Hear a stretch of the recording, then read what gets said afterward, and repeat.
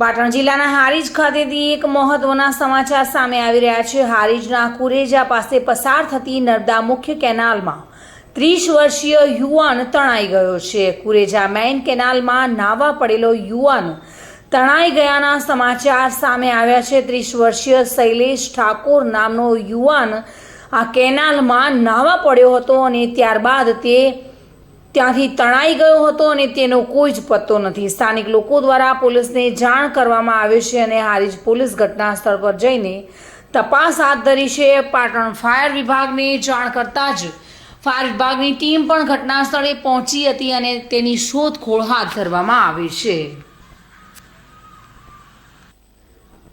પ્રવીણ રાવળ સાથે bureau report, today Gujarati news.